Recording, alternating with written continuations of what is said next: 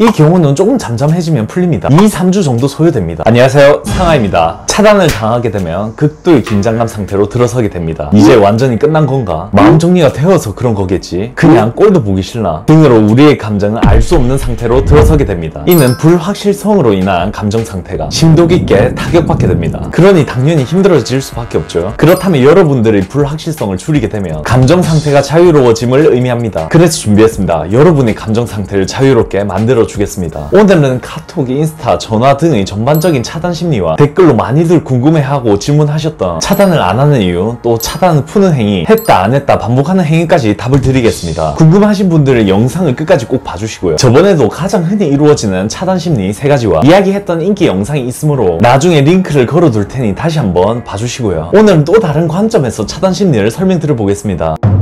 첫 번째로 기준잣대가 부정적 과거에 머물러 있는 사람입니다. 자기 보호성 차단이라고 하죠. 쉽게 말하면 피해의식인데 늘 항상 기준잣대를 과거의 전 애인이나 과거에 당했던 기억을 가지고 상황을 판단하는 것을 뜻합니다. 우리가 연애할 때도 늘 과거 연인에 대한 이야기를 안 좋게 자주 꺼내는 사람들은 건강하지 못함을 의미합니다. 아직 회복이 다 이루어지지 않았거나 마음 한켠 상처가 크게 남아있는 가능성이 높죠. 그런 사람들은 상처를 받지 않기 위해서 항상 미리 자신을 보호하려는 심리가 강합니다. 그래서 헤어질 때도 내가 만나는 이 사람도 그럴 것이다 라고 나만의 기준을 세워버려 무의식적으로 차단을 해버리는 겁니다. 이는 여러분의 잘못이나 큰 이유가 있어서 그러는 게 아닙니다. 과거 집착이나 바람, 자극적인 언행으로 사람에게서 큰 충격이나 상처를 받았던 구조에서 주로 나타납니다. 그러한 공포감이나 두려움을 떨쳐버리기 위해서 사용하는 거죠. 두 번째로 큰 갈등이 있었을 때입니다. 충동성 차단이죠. 보통 크게 다툼이 일어났다가 갑작스럽게 차단당하는 경우가 있죠. 관계가 끝이라기보다는 이는 몸이 방어기제나 보호기제에서 나오는 심리에 가깝습니다. 감정 상태는 흥분 상태가 되며 가라앉히기 위한 보호가 시작됩니다. 대부분의 몸 상태가 회복되면 다시 풀리는 경우가 많습니다. 그럴 때 다시 대화를 이어나가면 되는 거죠. 그 시간이 짧게는 하루 이틀, 길게는 3-4주 전후로 해결됩니다. 세 번째로 여러분들이 무언가 붙잡을 것 같거나 받아들이지 않으려고 할 때입니다. 스트레스성 차단이죠. 주로 만나오면서 불안적 감정을 많이 보였을 때 뜻하며 또는 여러분들이 평상시 반복적 행위를 많이 했을 때입니다. 한 가지 예로 이전에도 그랬는데 또 상대방을 잡으려고 한다는 느낌이 든다든지 또 무언가 설득을 하려고 할 것 같은 느낌이 든다든지 전화를 자꾸 걸거나 찾아오거나 할 것 같은 느낌이 든다든지 화를 낼 것 같은 느낌이 든다든지 등으로 여러분들이 이전에 똑같은 행동이 똑같이 연출될 것 같은 느낌을 받을 때 그걸 애초에 사전 방지를 하기 위해서 차단하는 경우입니다. 그 행동들이 질리거나 무서운 거죠. 그래서 무언가 크게 하지 않아도 갑자기 차단됩니다. 이 경우는 조금 잠잠해지면 풀립니다. 2-3주 정도 소요됩니다. 이때는 우리가 오히려 밝은 모습이나 괜찮은 모습을 노출하는 게 도움이 됩니다. 네 번째로 상대가 불만이 많았거나 감정적 자극이 커졌을 때입니다. 주로 공격성 차단과 억제성 차단이죠. 우리에 대해서 평상시 불만이 많았다든지 주로 무언가 반응할 때도 쉽게 굽히지 않는다든지 이런 경우는 우리에 대해서 자신이 지고 싶지 않은 심리가 강해집니다. 한 대를 때리면 꼭 한두 대를 더 돌려주려고 하는 사람들이 있죠. 기분이 쉽게 상하거나 체면을 중시하는 사람들이 이런 증상을 자주 보입니다. 이는 차단을 공격적 무기로 사용하는 형태입니다. 나도 아팠으니 너도 아파봐라는 심보죠. 받은 만큼 되돌려주고 싶음을 느낀다든지 자신은 우리를 이김으로써 우위를 점하며 마음적인 평온을 되찾기 위해서 사용합니다. 또 가장 많이 나오는 것 중 하나가 추후 감정적 변화로 인해서 보고 싶은 궁금증, 추억 회상 등과 같이 좋은 감정이 계속해서 마음에서 자극할 때 억제하기 위해서 차단을 사용합니다. 예를 들어 우리가 다이어트를 하기 위해서 음식을 절제하고 있는데 음식이 내 눈앞에 있다면 너무 먹고 싶지만 먹지 않기 위해서 치워버리는 것과 같죠. 이는 제외에서도 좋은 신호이기도 하죠. 이는 추후에 다시 차단 해제를 반복하거나 풀리면서 그리움이 표시되거나 직접 다가오는 경우들도 많습니다.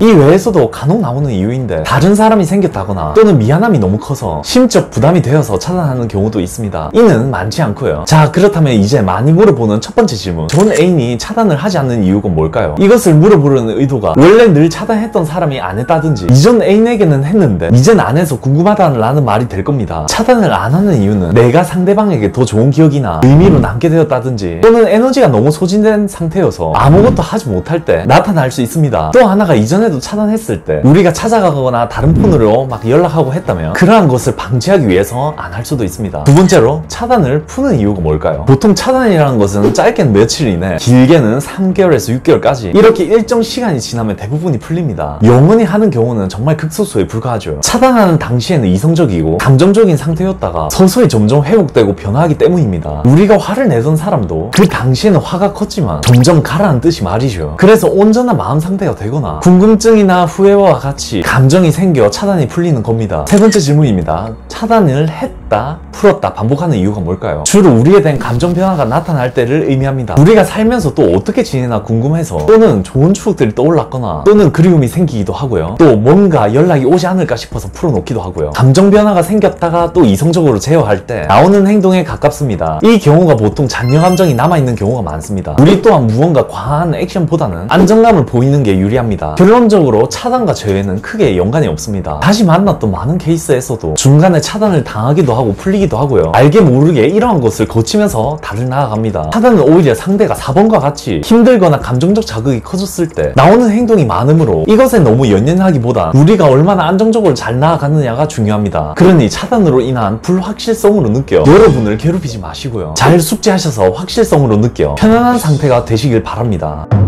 이것을 끝으로 혹시 궁금한 점이 있으시다면 아래 댓글로 남겨주시면 제가 다 답을 드리겠습니다. 영상이 괜찮으셨다면 구독, 좋아요 많이 눌러주시고요. 이상 이별과 자유의 상하였습니다. 감사합니다.